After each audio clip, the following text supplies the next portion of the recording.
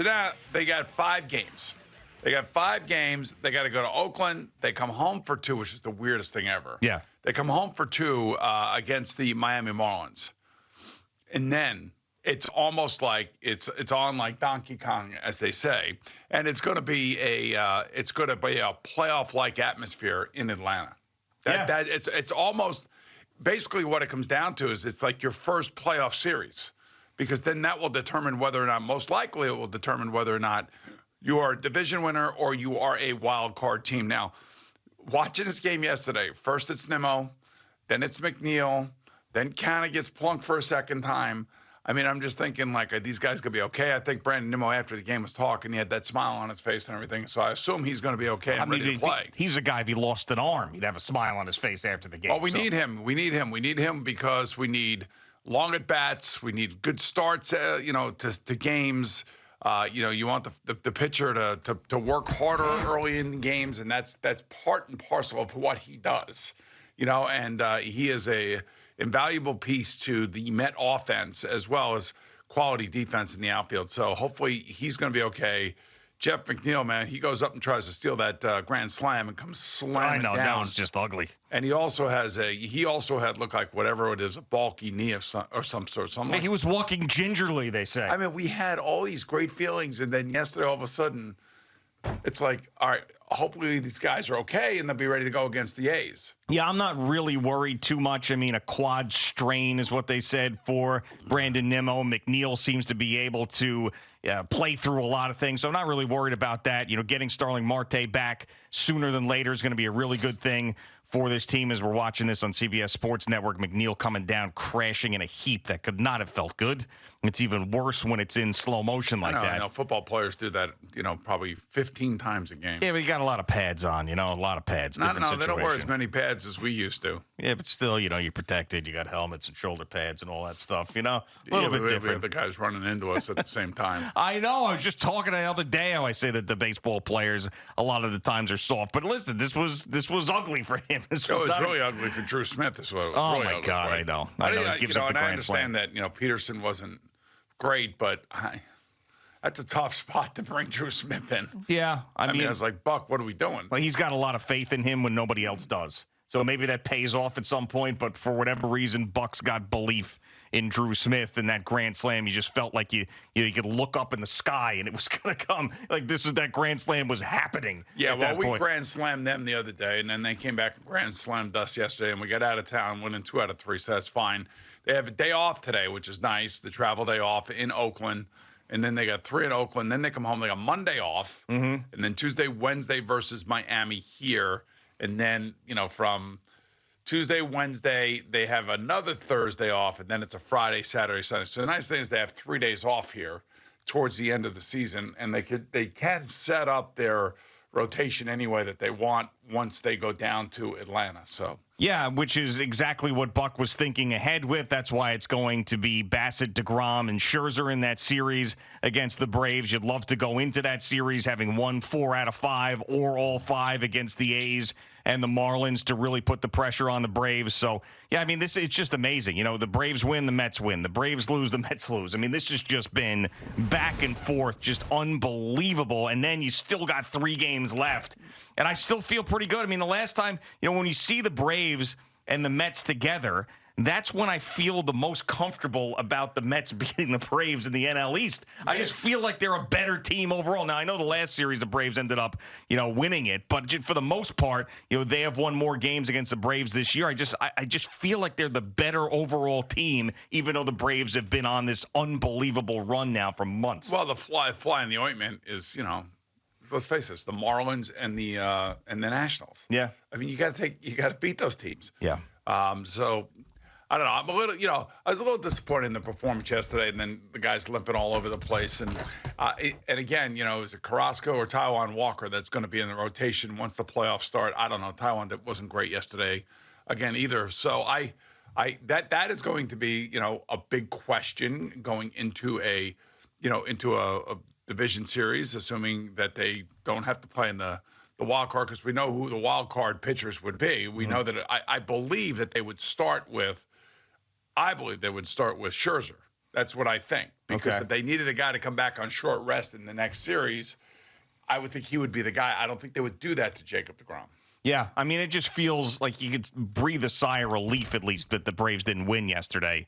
But still, then you think missed opportunity because you just want a little bit more space, a little bit more breathing room. And the Yankees last night, just absolute crazy display of offense. Gleyber Torres, 2 home runs in an inning. Same inning, yeah. Yeah, Oswaldo Cabrera with the grand slam to get things started. No Aaron Judge home runs, but they just, beat the brakes off the terrible Pittsburgh Pirates. And now the Boston Red Sox come in. Now, you saw the last at-bat that Aaron Judge had, and I stayed up and I watched this, and he gets walked in a situation where it was 11-2 at that point. And the guys, picking around him, not really giving him anything to hit. And there's been a lot of times where we've criticized pitchers for just laying it in there and putting it up on a tee for Aaron Judge. This guy was not doing that. But it makes me think about these next 4 games against the Boston Red Sox and the rivalry that is there. They hate each other. They've always hated each other. And now you've got Aaron Judge on number 60 with the Red Sox coming in. Do they want to be the team that this happens against? Do their pitchers want to be the ones that go into the record books? I think it's different when you're talking Pirates, when you're talking Rangers. I think that the Boston Red Sox's entire series are not going to give him a single thing to hit because they want no part of this history in Yankee Stadium.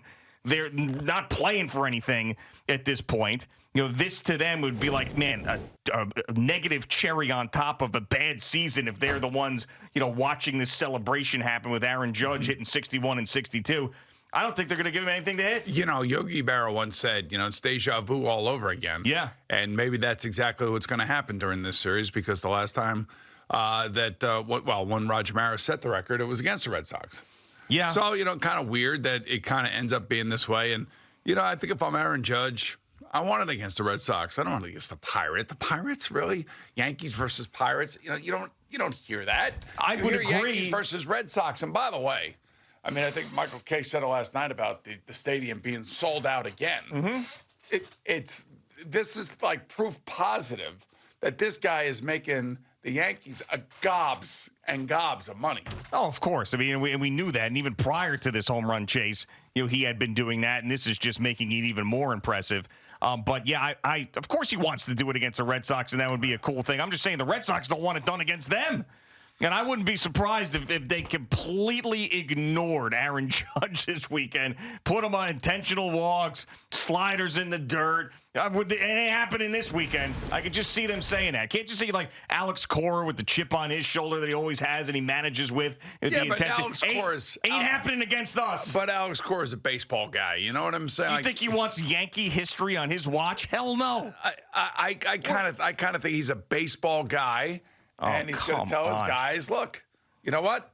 Go after him. You got Michael Wacha tonight, Michael Wacha, if they play tonight. He's going to say go after him?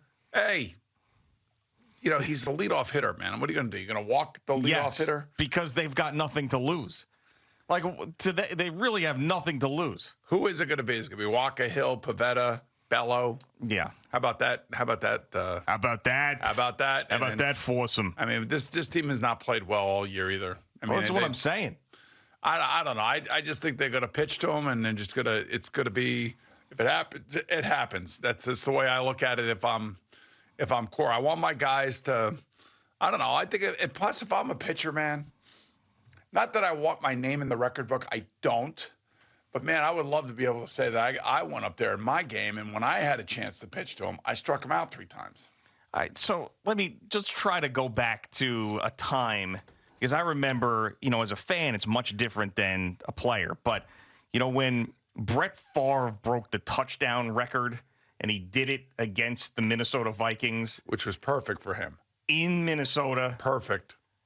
The fans hated it. Yeah, well, the Vikings hated it. Of course they did. Brett Favre was perfect for it. But you really didn't want that to happen. You didn't want it to happen. That highlight's going to be everywhere. I would imagine, if you're getting ready, think about it. You played on a team that's out of it, and there's a guy that's coming in that's about to have a record. The team's been terrible the entire year. Let's say there's a sack record or something or whatever. You don't want it to be done against you. Now, I know that Brett Favre allowed it to happen with Michael Strahan. Yeah, I mean, unless you're Brett Favre, two things happened with him. One was the touchdown record, the other one was the sack record, which he gave to Michael Strahan. Right, which was ridiculous. But for the most really, part, if I was an offensive lineman for the Giants, I would have been pissed. But that isn't like the Giants and the Packers at that point. Not in the same division, the same conference. But you don't think of them as a big rivalry. You think Giants, Cowboys, Giants, Eagles. That's what you think about. But don't you think, there's got to be something with the Red Sox that, it is not happening against us.